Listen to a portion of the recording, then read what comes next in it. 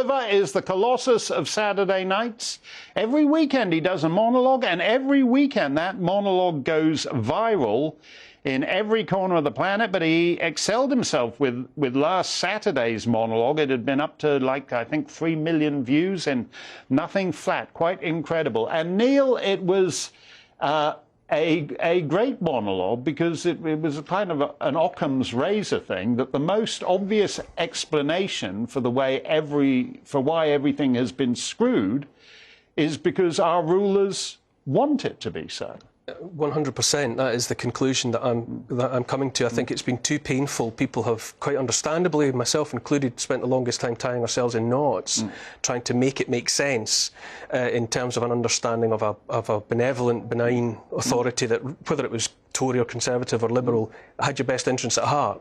And it dawned on me at some point in the recent past that actually the easier explanation was to say, well, no, they no longer have our best interests at heart. And once those scales drop from your eyes, then so much of it becomes much more comprehensible, and you begin to see it for what it is, which is a wholesale push by the state to take total control of our lives, our money, our diet, and everything else.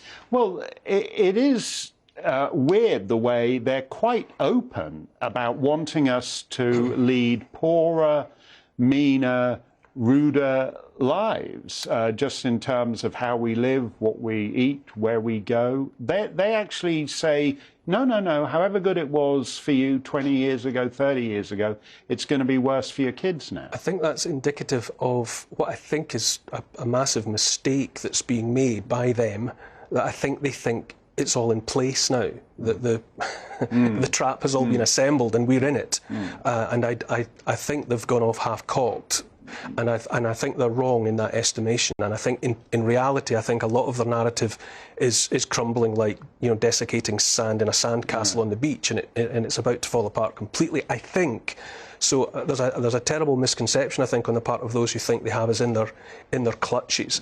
But I think what we're looking at is I mean, there's always been unholy alliances between businesses and corporations and government, you know, for each other's mutual back scratching. But I think we're seeing a particularly lethal iteration at the moment, because the added twist is that now governments are prepared to legislate to make the consumption of, or the submission to, the mission statements and the products of corporations. They're now making it almost mandatory.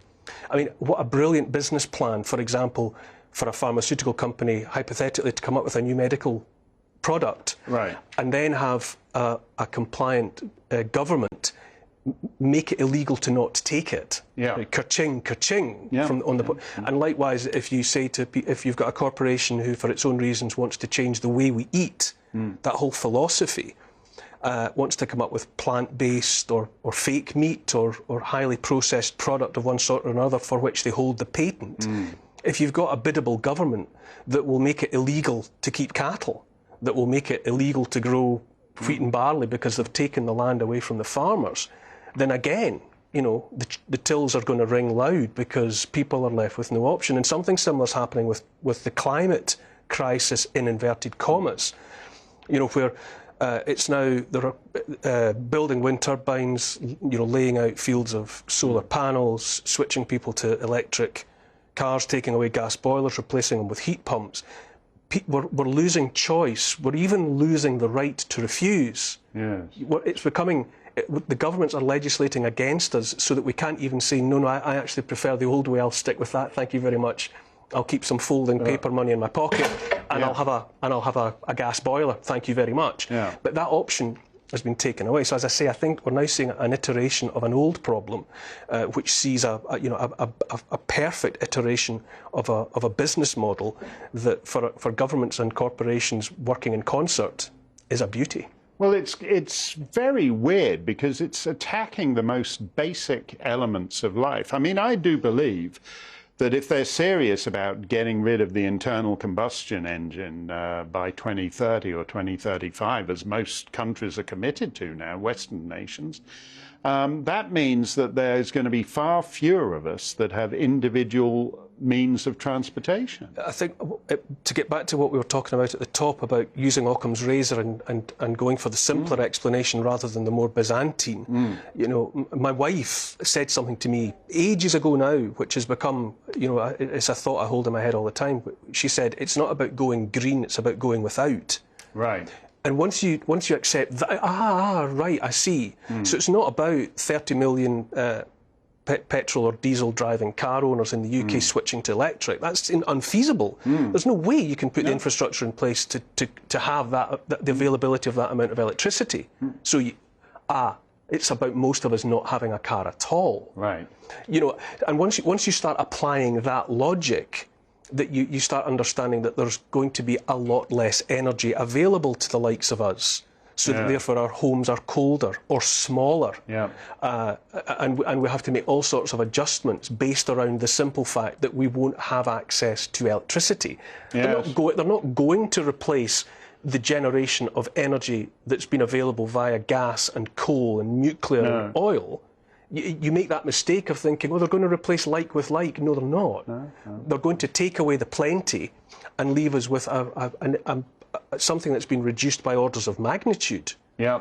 And once you start looking at all of the problems, you look at the challenge and you think, how will they get that done? How will they make that happen? The answer is they won't.